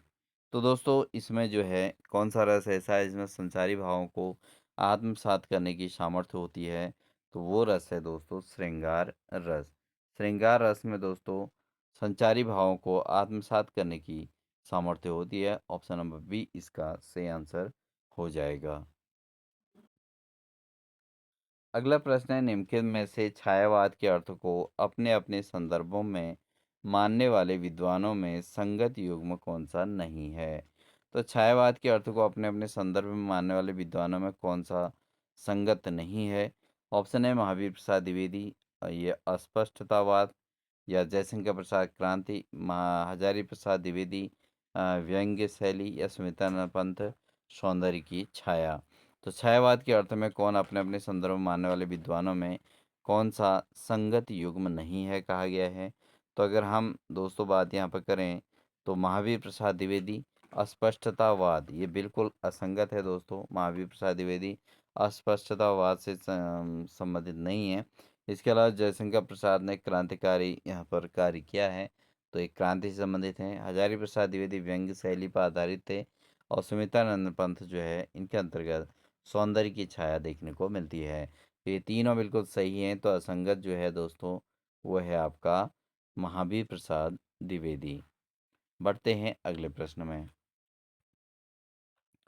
अगला प्रश्न है, निम्न में से निराला की किस रचना में पूंजीपतियों पर तीव्र व कटु व्यंग्य मिलता है? तो निराला की कौन सी रचना ऐसा है जिसमें पूंजीपतियों पर तीव्र और कटु व्यंग्य देखने को मिलता है? ऑप्शन है आराधना, बादल राग, गीतिका और कुकुरमुत्ता। तो कौन सा ऐसा है जिसमें पूंजीपतियों पर तीव्र और कटु व्यंग्य देखने को मिलता है दोस्तों? वो निराला जी की है, और इसमें जो है किसमें ये देखने को मिलता है? तो ये है दोस्तों कुकुरमुत्ता। किस पर? कुकुरमुत्ता जो रचना है दोस्तों, इसमें पूंजीपतियों और पूंजीपतियों पर तीव्र और कटु व्यंग्य देखने को मिलता है। तो निराला जी की ये रचनाएं हैं आराधना, बादल राग, गीतिका, इसके अंतर्गत। लेकिन कुकुरमुत्ता एक ऐसी रचना है जिसके अंतर्गत दोस्तों इन्होंने पूंजीपतियों पर तीव्र और कटु व्यंग्य यहाँ पर किया है। तो ऑप्शन नंबर डी इसका सही आंसर हो जाएगा। अगला प्रश्न है, Kabir and the Kabir Panth. Kabir and the Kabir Panth के रचनाकार कौन हैं? कबीर एंड द कबीर पंथ के रचनाकार जो संवत 1964 में ये रचना आई थी, तो इसके रचनाकार कौन है? ऑप्शन है Max Muller, Grierson, Hazari Prasad Dwivedi या वेस्कट। तो दोस्तों जो कबीर एंड द कबीर पंथ नामक जो रचना है दोस्तों, ये किसकी है? यह है बेसकट की रचना है और ये 1964 संवत के अंतर्गत आई थी रचना। ठीक है, बढ़ते हैं अगले प्रश्न में। दोस्तों, आप इस क्लास को बिल्कुल भी स्किप नहीं करेंगे। सभी क्वेश्चन बहुत ज़्यादा इम्पोर्टेंट हैं। पूरा स्टडी कीजिएगा, पूरा मनन चिंतन कीजिएगा इनको, और ध्यान से जो है, जो क्वेश्चन आपको कठिन लग रहे हो उनको आप ज़रूर नोट कर लीजिएगा। बहुत ज़्यादा इम्पोर्टेंट ये क्लास है। आपको एग्ज़ाम में जिस दिन आप एग्ज़ाम देंगे तो उसमें आपको इसमें से क्वेश्चन देखने को मिलेंगे। तो कहीं वहाँ पर आपको गिल्टी महसूस ना हो, तो इसके लिए जो है आप पूरी क्लास को ज़रूर वॉच कर लीजिएगा। ठीक है? और जहाँ पर भी कोई चीज़ नोट्स के तौर पर तैयार करने की ज़रूरत है, उनको आप नोट्स ज़रूर तैयार कर लीजिएगा। प्रश्न है, हिंदी में मुसलमान कवि 1926 ईस्वी के रचनाकार कौन हैं? तो हिंदी में मुसलमान कवि के रचनाकार कौन हैं? गंगा प्रसाद अखौरी, या हरिऔध, या श्री कृष्ण शंकर शुक्ल, या श्याम सुंदर दास। तो हिंदी में मुसलमान कवि जो 1926 में रचना है, इसके रचनाकार कौन हैं? तो दोस्तों, ये हैं गंगा प्रसाद अखौरी। गंगा प्रसाद अखौरी की रचना है हिंदी में मुसलमान कवि। तो ये 1926 में आई थी। तो ऑप्शन नंबर ए इसका सही आंसर हो जाएगा। अगला प्रश्न है, व्यंजन को स्वर रहित लिखने के लिए किस चिन्ह का प्रयोग किया जाता है? तो व्यंजन को अगर स्वर रहित के तौर पर लिखना है, तो किस चिन्ह का प्रयोग किया जाता है? ऑप्शन है हलंत, या अनुस्वार, या स्वर, या अनुनासिक। तो अगर व्यंजन को स्वर रहित लिखने के लिए जो चिन्ह प्रयोग किया जाता है दोस्तों, वो होता है हलंत। कौन सा चिन्ह होता है? हलंत का चिन्ह होता है दोस्तों। इसलिए ऑप्शन नंबर ए इसका सही आंसर हो जाएगा। अगला प्रश्न है, देवनागरी लिपि के स्थान पर रोमन लिपि स्वीकार करने का सुझाव किसने दिया था? तो दोस्तों, यहाँ पर देवनागरी लिपि के जगह पर रोमन लिपि को स्वीकार करने की बात कही गई थी, और ये सुझाव किसके द्वारा दिया गया था? ऑप्शन है सुनीति कुमार चटर्जी, जवाहरलाल नेहरू, काका कालेलकर, या बी आर अम्बेडकर। तो दोस्तों, देवनागरी लिपि के स्थान पर जो रोमन लिपि का स्वीकार करने का जो सुझाव दिया था, वो किसके द्वारा दिया गया था? वो दिया गया था सुनीति कुमार चटर्जी के द्वारा। तो ये बहुत इंपॉर्टेंट प्रश्न है, एग्जाम में पूछा जाता है बार बार। तो इसको भी आप नोट करिएगा कि सुनीति कुमार चटर्जी ने ही कहा था कि देवनागरी लिपि के स्थान पर रोमन लिपि को स्वीकार किया जाए। तो ऑप्शन नंबर ए इसका सही आंसर हो जाएगा। बढ़ते हैं अगले प्रश्न में, निम्नलिखित में से किस विकल्प में विसर्ग संधि का उदाहरण नहीं है? तो कौन सा विकल्प ऐसा है जिसमें विसर्ग संधि नहीं है? तो ऑप्शन है हमारे पास निर्झर, दुरम्य, चक्षुरोग, या दुरासा। तो इसमें विसर्ग संधि का प्रयोग क्यों हुआ है दोस्तों? इसके अलावा अगर हम संधि करेंगे तो पता चलेगा दोस्तों। ठीक है, निष्फल में जैसे नी धन फल। ठीक है, उसके अलावा दुस्तर है, नमस्ते है, ये है, और निर्भय है, इसमें भी विसर्ग संधि का प्रयोग हुआ है। इसके अलावा अगर हम बात करें दोस्तों, हरिश्चंद्र, मनोज, मनोहर, पयोद, इसमें भी जो है विसर्ग संधि का प्रयोग होता है। इसके अलावा हम बात करें भूषण, भरण, उत्सव और गणेश, तो इन चारों में से कोई भी ऐसा विकल्प नहीं है दोस्तों कि जिसमें जो है विसर्ग संधि का प्रयोग होता है। तो यही इसका जो है उदाहरण है जो जिसमें विसर्ग का प्रयोग नहीं होता है। ठीक है, तो ये कोई भी, इसमें कोई भी ऐसे नहीं है जिसमें विसर्ग संधि का प्रयोग होता है। तो यहाँ पर आपके पहला, दूसरा, तीसरा, तीनों ऐसे उदाहरण दिए गए हैं जिनमें विसर्ग संधि का प्रयोग होता है। तो ऑप्शन नंबर डी इसका सही आंसर हो जाएगा। बढ़ते हैं अगले प्रश्न की ओर। अगला प्रश्न है, जहाँ काव्य पंक्ति में कारण के रहते हुए भी कार्य का न होना पाया जाए, वहाँ कौन सा अलंकार होता है? तो जहाँ काव्य पंक्ति में कारण के रहते हुए भी कार्य का न होने का पाया जाता है, वहाँ पर कौन सा अलंकार होता है? जैसे विशेषोक्ति अलंकार, या विभावना अलंकार, या अन्योक्ति अलंकार, या संदेह अलंकार। तो जहाँ काव्य पंक्ति में कारण के रहते हुए भी कार्य का नहीं होना पाया जाता है, वहाँ पर जो अलंकार होता है दोस्तों, वो होता है विशेषोक्ति अलंकार। कौन सा अलंकार पाया जाता है? विशेषोक्ति अलंकार यहाँ पर होता है। तो ऑप्शन नंबर ए इसका सही आंसर हो जाएगा। अगला प्रश्न है, निम्नलिखित सिद्धांतों और उनके प्रवर्तकों के संबंध में असुमेलित विकल्प का चयन करें। तो सिद्धांत और उनके प्रवर्तक दिए गए हैं, तो इनमें से कौन सा असुमेलित है? जैसे मूल्य संप्रेषणवाद, ये किसकी है? रिचर्ड्स की। ठीक है, और इसके अलावा ये तो बिल्कुल जो है सही है, क्योंकि रिचर्ड्स का ही है मूल्य संप्रेषणवाद। इसके अलावा द्वंद्ववाद जो है दोस्तों किसका है? वो हीगल का है। तो ये भी जो है सही सुमेलित है। इसके अलावा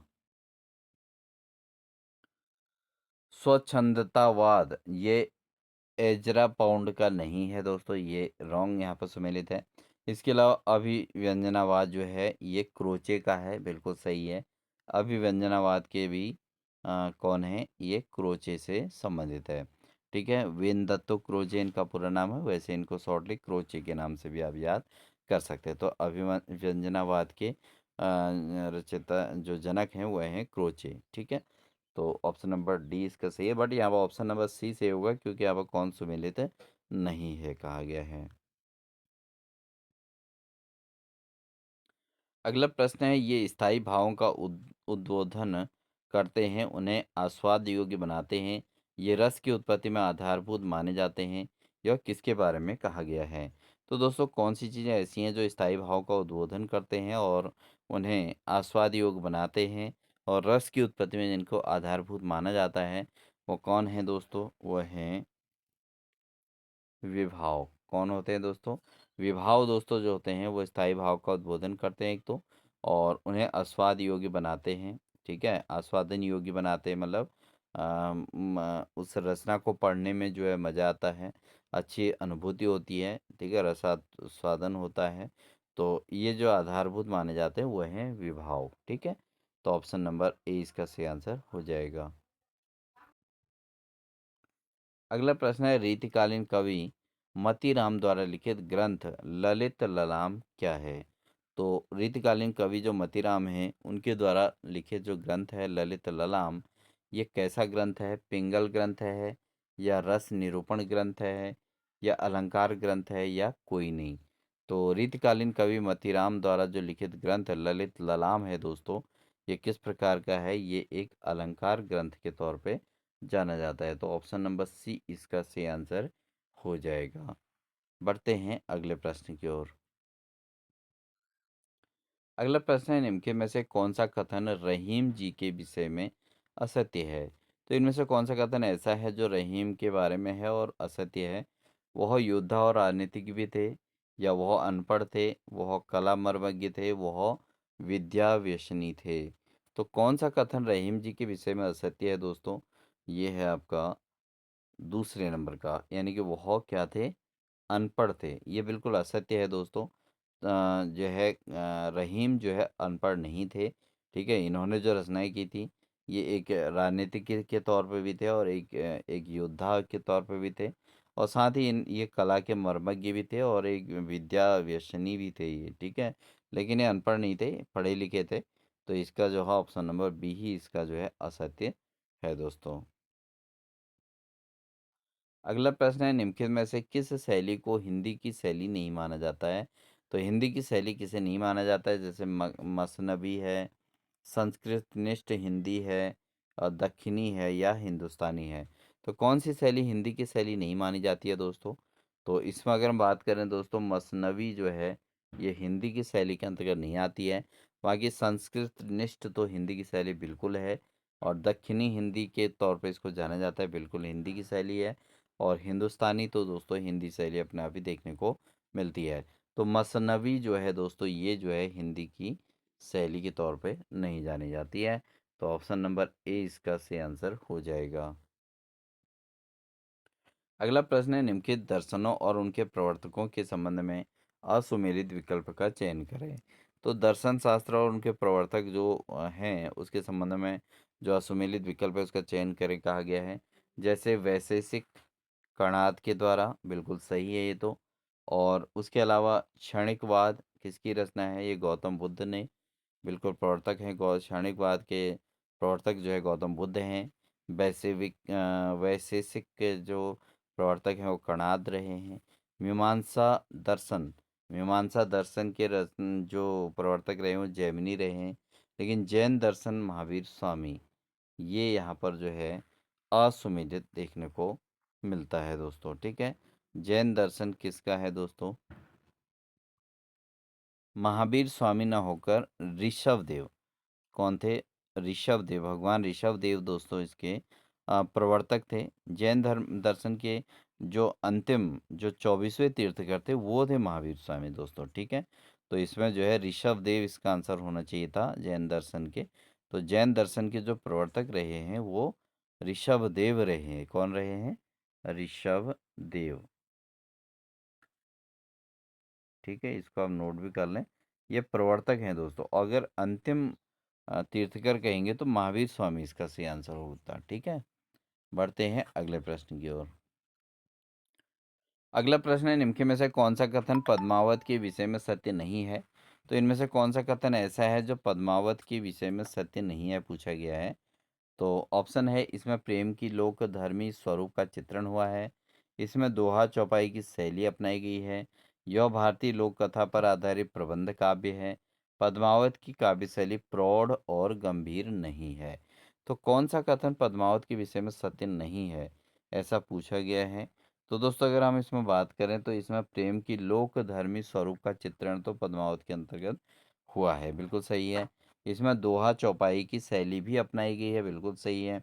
यह भारतीय लोक कथा पर आधारित एक प्रबंध काव्य है, ये भी बिल्कुल सही है। लेकिन पद्मावत की काव्य शैली प्रौढ़ और गंभीर नहीं है, कह रहा है। जबकि पद्मावत की जो शब्दावली है दोस्तों, उसमें पद्मावत की काव्य शैली में प्रौढ़ और गंभीरता देखने को मिलती है। तो ये जो है ऑप्शन नहीं है लिखा है, इसलिए ये जो है असत्य हो गया दोस्तों। ठीक है, तो यही ऑप्शन इसका सही होगा। तो आप इसके चारों गुणों को याद कर लें। जो पद्मावत है इसके विषय में चारों कथन इसमें सही हैं, अगर ये नहीं को हटा दिया जाए तो दोस्तों। ठीक है, बढ़ते हैं अगले प्रश्न में। अगला प्रश्न है, शुक्ल जी की दुर्बलता यह थी कि वह भारत के हर कवि को तुलसी की कसौटी पर और हर पात्र को राम के आदर्श पर कसकर ही स्वीकार करते थे। यह कथन किसने कहा है? तो शुक्ल जी की दुर्बलता यह थी कि वह भारत के हर कवि को तुलसी की कसौटी पर और हर पात्र को राम के आदर्श पर कसकर ही स्वीकार करते थे। यह कथन किसने कहा है? ऑप्शन है नगेंद्र, रामकुमार वर्मा, गणपति चंद्रगुप्त या हजारी प्रसाद द्विवेदी। तो ये बात किसने कही है दोस्तों? ये बात जो कही गई है वो कही है गणपति चंद्र गुप्त ने। उन्होंने ये बात कही कि जो शुक्ल जी की दुर्बलता थी वो क्या थी? वो भारत के हर कवि को तुलसी जैसा की कसौटी पर मापते थे और हर पात्र को क्या मानते थे? राम के आदर्श के तौर पर स्वीकार करते थे। तो ये कहा था गणपति चंद्र गुप्त ने। बढ़ते हैं अगले प्रश्न की ओर। अगला प्रश्न है, निम्नलिखित वाक्यों में उस वाक्य को पहचानिए जिसमें कोई विदेशी शब्द नहीं है। अब इसमें वो वाक्य पहचानना है जिसमें कोई विदेशी शब्द नहीं है।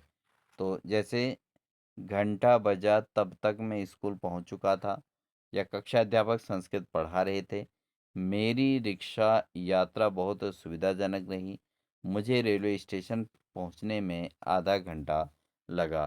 तो इस वाक्यों में उस वाक्य को पहचानना है जिसमें कोई विदेशी शब्द नहीं है।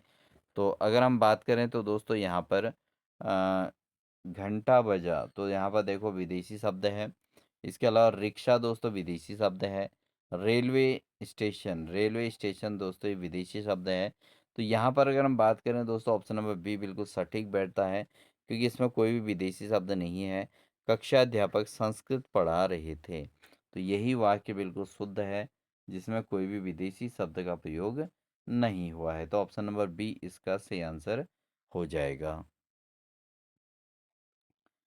अगला प्रश्न है, कबीर की वाणी में स्थान स्थान पर भावात्मक रहस्यवाद को की जो झलक मिलती है वह सूफियों के सत्संग का प्रसाद है। कबीर के संदर्भ में यह कथन किसने कहा है? तो कबीर की वाणी में स्थान स्थान पर भावात्मक रहस्यवाद की झलक मिलती है और सूफियों के सत्संग का प्रसाद है। तो ये कबीर के संदर्भ में यह कथन किसने कहा है? ऑप्शन है रामचंद्र शुक्ल, डॉक्टर बच्चन सिंह या राम स्वरूप चतुर्वेदी या डॉक्टर नगेंद्र। तो किसने ये बात कही है दोस्तों? तो ये जो बात कही गई है ये कही गया है डॉक्टर रामचंद्र शुक्ल के, आचार्य रामचंद्र शुक्ल के द्वारा। ठीक है, कि कबीर की वाणी में स्थान स्थान पर भाववाचक रहस्यवाद की जो झलक मिलती है वह सूफियों के सत्संग का ही प्रसाद है। ये कबीरदास के संदर्भ में कहा है आचार्य रामचंद्र शुक्ल ने। ठीक है, तो ये बिल्कुल वास्तविकता भी है दोस्तों। कबीर की जो भी रचनाएं हैं उनमें जो है रहस्यवाद की झलक मिलती है, और ये कारण क्या है, क्योंकि कबीर जो है सूफियों की सत्संग में रहे थे। तो रामचंद्र शुक्ल ने ये बात कही थी, तो इसलिए ऑप्शन नंबर ए इसका सही आंसर हो जाएगा। अगला प्रश्न है, निम्नलिखित में से असत्य विकल्प का चयन करें। तो कौन सा विकल्प असत्य है बताना है। वक्रोक्ति के मुख्यतः 6 भेद माने जाते हैं, यह बिल्कुल सही है। आनंदवर्धन ने औचित्य के 6 भेदों का उल्लेख किया है, यह भी बिल्कुल सही है, क्योंकि आनंदवर्धन ने औचित्य के 6 भेद तो टोटल बताए हैं। इसके अलावा क्षेमेंद्र ने औचित्य के 27 भेद का उल्लेख किया है। तो क्षेमेंद्र ने औचित्य के जो है टोटल 27 भेदों का उल्लेख किया है, ये भी बिल्कुल सही है। इसके अलावा अगर हम बात करें वक्रोक्ति संप्रदाय के प्रवर्तक, वक्रोक्ति संप्रदाय के जो प्रवर्तक रहे हैं दोस्तों, वो आचार्य क्षेमेंद्र माने जाते हैं, यही इसका रॉन्ग आंसर है। वक्रोक्ति संप्रदाय के प्रवर्तक जो है आचार्य क्षेमेंद्र नहीं हैं। तो ऑप्शन नंबर डी ही इसका सही आंसर है, क्योंकि यहाँ पर असत्य कथन ही पूछा गया था। क्योंकि वक्रोक्ति संप्रदाय के जो हैं प्रवर्तक दोस्तों कौन है, कुंतक हैं। कौन है, कुंतक हैं, आचार्य क्षेमेंद्र नहीं है, तो इसलिए यही रॉन्ग होगा। बढ़ते हैं अगले प्रश्न में। अगला प्रश्न है, बालकृष्ण भट्ट के संदर्भ में असंगत कथन कौन सा है। तो बालकृष्ण भट्ट के संदर्भ में असंगत कथन क्या है। ये पहला है इसमें, मिश्र जी के समान भट्ट जी भी स्थान स्थान पर कहावतों का प्रयोग करते थे और उनका झुकाव मुहावरों की ओर कुछ अधिक रहा। बिल्कुल सही है, क्योंकि जैसे जो है मिश्र की रचनाएं हैं, उसी प्रकार बालकृष्ण भट्ट की जो रचनाएं हैं उसमें भी हर जगह कहावतों का प्रयोग मिलता है और झुकाव मुहावरों की ओर अधिक रहा है। इसके अलावा ये अंग्रेजी पढ़े लिखे नव शिक्षित लोगों को हिंदी की ओर आकर्षित करने के लिए लिख रहे थे, तो ये बात भी बिल्कुल सही है। इसके अलावा इनके जो है व्यंग्य और वक्रता इनके लेखों में भी भरी रहती है, और वाक्य भी कुछ बड़े बड़े होते हैं इनके, ये भी बिल्कुल सही है दोस्तों। बात करते हैं अगले विकल्प की ओर।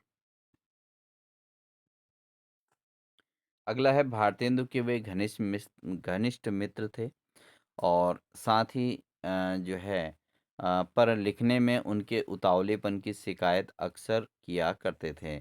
तो दोस्तों बालकृष्ण भट्ट के संदर्भ में जो असंगत कथन है वो यही है कि भारतेंदु के वह घनिष्ठ मित्र तो थे, पर लिखने में उनके उतावलेपन की शिकायत अक्सर किया करते थे, तो यही इसका रॉन्ग आंसर होगा दोस्तों। ठीक है, तो ये बालकृष्ण भट्ट से संबंधित क्वेश्चन था। ठीक है, इनके संदर्भ में पहली बात तो ये मिस्र के समान भट्ट जी भी जो है बालकृष्ण भट्ट भी स्थान स्थान पर कहावतों का प्रयोग करते थे, और उनका झुकाव मुहावरे की ओर अधिक रहा, ये बात बिल्कुल सही है, मुहावरे ज़्यादा गाते थे। इसके अलावा ये पढ़े लिखे नव शिक्षित लोगों को हिंदी की ओर आकर्षित करने के लिए लिख रहे थे अपनी रचनाएं जो लिखी थी इन्होंने, बालकृष्ण भट्ट ने, तो ये भी बिल्कुल सही है। और साथ ही इन्होंने व्यंग्य और वक्रता इनके लेखों में हमेशा देखने को मिलती थी, और वाक्य भी कुछ बड़े-बड़े लिखते थे ये, तो ये भी बिल्कुल सही है। लेकिन ये भारतेंदु के घनिष्ठ मित्र थे और लिखने में उतावलेपन, ये दोनों रॉन्ग है दोस्तों। ठीक है, तो ऑप्शन नंबर डी ही इसका सही आंसर हो जाएगा। बढ़ते हैं अगले प्रश्न में। हिंदी साहित्य में धूमधर्मी कविताओं के कवि किन्हें कहा जाता है। तो हिंदी साहित्य में धूमधर्मी कविताओं के कवि के तौर पे किसे जाना जाता है। तो ये जाना जाता है दोस्तों कुमार विकल को। कुमार विकल को दोस्तों धूमधर्मी कविताओं के कवि के तौर पे जाना जाता है। बहुत इंपॉर्टेंट प्रश्न है, धूमधर्मी कवि तो कौन है, कुमार विकल। बढ़ते हैं अगले प्रश्न की ओर। अगला प्रश्न है, प्रतीप अलंकार के विषय में कौन सा कथन सही है। तो प्रतीप अलंकार आपने पढ़ा है दोस्तों, उसके अंतर्गत कौन सा विकल्प सही है पूछा गया है, कौन सा कथन सही है। तो अगर हम बात करें इसमें सही की, तो उपमान को श्रेष्ठ बताया जाता है, तो इसके अंतर्गत उपमान को सही बताया जाता है, ये बिल्कुल गलत है। इसके अलावा उपमेय उपमान की समानता होती है, ये भी बिल्कुल गलत है। प्रतीक अलंकार में ऐसा नहीं होता। प्रतीक अलंकार में अगर हम बात करें दोस्तों, उपमेय को उपमान से श्रेष्ठ बताया जाता है। उपमेय को किससे, उपमान से श्रेष्ठ बताया जाता है, ना कि उपमान को श्रेष्ठ बताया जाता है। ठीक है, समानता भी नहीं होती है, ये भी बिल्कुल गलत है। तो प्रतीप अलंकार जो होता है उसमें उपमेय को क्या माना जाता है, उपमेय को उपमान से भी श्रेष्ठ बताया जाता है। तो ऑप्शन नंबर सी ही इसका सही आंसर हो जाएगा। अगला प्रश्न है, गीला, गरीब, रोगी, पिघला, मोटा, भारी शब्द किस विशेषण के उदाहरण हैं। अब ये गीला है, गरीब है, रोगी है, पिघला है, मोटा है, भारी है, ये जो शब्द होते हैं दोस्तों, ये किस विशेषण के उदाहरण होते हैं। ये होते हैं दोस्तों गुणवाचक। क्या होते हैं, गुणवाचक। अब जैसे गीला है तो गुणवाचक है, गरीब है तो गुण है, रोगी है, पतला है, मोटा है, ठीक है ना, मोटा है तो उसका गुण है, भारीपन उसका गुण है। तो ये सब क्या है, गुणवाचक विशेषण के अंतर्गत आते हैं। तो ऑप्शन नंबर बी इसका सही आंसर हो जाएगा। अगला प्रश्न है, निम्न में से कौन सा लेखक जीवनी लेखक नहीं है। अब कौन सा लेखक ऐसा है जिन्होंने जीवनी नहीं लिखी है। ऑप्शन है रामविलास शर्मा, अमृत राय, अज्ञेय या शांति प्रिय द्विवेदी। तो कौन सा ऐसा लेखक है जो जीवनी लेखक नहीं है, तो वो हैं दोस्तों अज्ञेय। अज्ञेय ने अपनी रचनाओं के अंतर्गत जीवनी लेखन नहीं किया है। इसके अलावा रामविलास शर्मा भी जीवनी लेखक रहे हैं, अमृत राय भी जीवनी लेखक रहे हैं, और शांति प्रिय द्विवेदी भी जीवनी लेखक के तौर पे जाने जाते हैं। तो इसका ऑप्शन नंबर सी ही इसका रॉन्ग आंसर है दोस्तों। ये जो है अज्ञेय जो है जीवनी लेखक नहीं है। अगला प्रश्न है, निम्न में से कौन सा कथन असंगत है। तो असंगत कथन बताना है दोस्तों, जो गलत है वो बताना है। बद्रीनारायण चौधरी प्रेमघन की शैली सबसे विलक्षण थी। ये तो बिल्कुल सही है। ये विलक्षण शैली के विलक्षण प्रतिभा के धनी थे, और इन्होंने अपनी जो रचनाएं हैं वो शैली, अपनी रचना शैली में भी एक विलक्षण जो है विलक्षणता को प्रदर्शित किया है अपनी रचनाओं के अंतर्गत बद्रीनारायण चौधरी प्रेमघन ने। इसके अलावा पंडित अंबिकादत्त व्यास ने भारतेंदु के कहने पर गो संकट नाटक लिखा था। तो ये भारतेंदु हरिश्चंद्र के द्वारा जो मार्गदर्शन से जो इन्होंने जो है पंडित अंबिकादत्त व्यास ने अपना नाटक जो है संकट नामक नाटक लिखा था। ये बिल्कुल सही है। इसके अलावा दोस्तों पंडित भीमसेन शर्मा पंडित भीमसेन शर्मा ने आर्य सिद्धांत नामक मासिक पत्रिका निकाली थी। ये भी बिल्कुल सही है, क्योंकि पंडित भीमसेन शर्मा ने ही आर्य सिद्धांत नामक मासिक पत्रिका का विमोचन किया था, ये रचना की थी, और ये मासिक पत्रिका इन्होंने निकाली थी पंडित भीमसेन शर्मा ने। लेकिन भारतेंदु हरिश्चंद्र के अपूर्ण नाटक सती प्रताप को काशीनाथ खत्री ने पूरा किया था। बिल्कुल गलत है।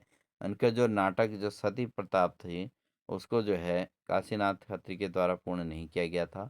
तो ऑप्शन नंबर डी इसका जो है कथन असंगत है। ठीक है, तो ऑप्शन नंबर डी इसका सही आंसर हो जाएगा।